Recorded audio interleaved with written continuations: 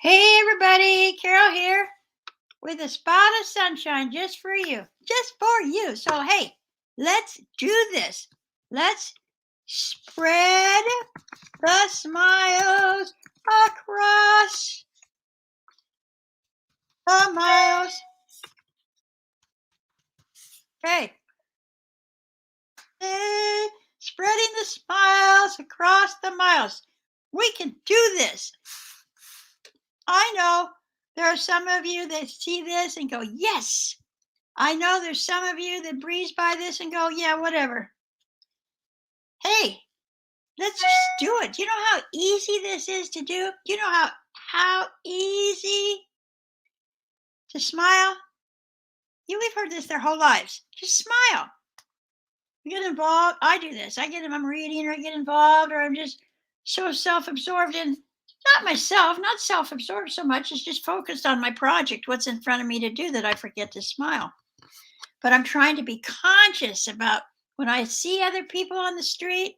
But I know we have masks on. Like you're saying, how stupid, Carol. But let me show you something. Tell me if I'm smiling or not. Okay, next. You can see the difference. Let's start smiling even with our mask. Yay! So we can spread the smiles. A spot of sunshine. So now I'm just going to shut up and read. I love this. The Scales of Justice. You ready? As promised yesterday when I did Shrink It. Did I do Shrink It? Yes! The Scales of Justice. Yeah, I like this. I love this stuff because I make it up. One night, many years ago, I sat straight up in bed with a vision of the Scales of Justice. Do you know the scales? There you go. I had been harboring resentment, which is refeeling over and over, usually something bad. Well, this bad. Over. I hate. For months about the behavior of a particular person. Of course, I saw myself as the good person and saw him as the bad person. If that is true, I thought while picturing the scales, then how come I am wide awake and the bad guy is probably sleeping like a rock? Right? You know this? The vision of the scales helped me put my perception and attitude back in balance by reminding me that I choose my reactions. I made a choice in that moment not to torture myself, and never again have I lost sleep due to resentment. I still get resentments though. Oh well.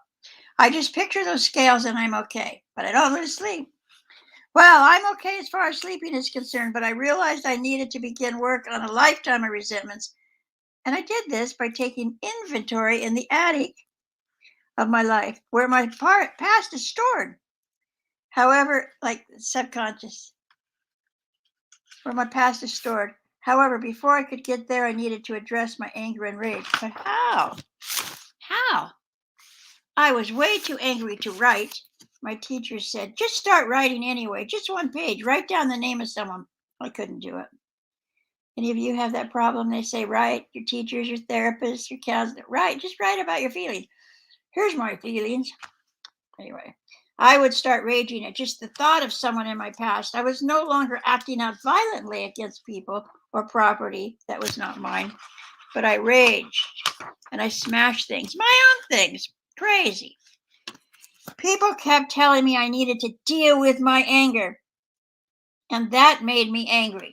I yelled. I was mean and hurtful. What to do, what to do, what to do.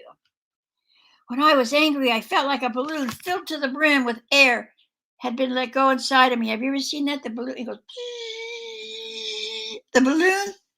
That's how I felt inside when I was angry. Like balls were bouncing in every direction, uncontrollable inside of me. So then I learned this trick. You ready for the next? A good beating. Beating up my bed.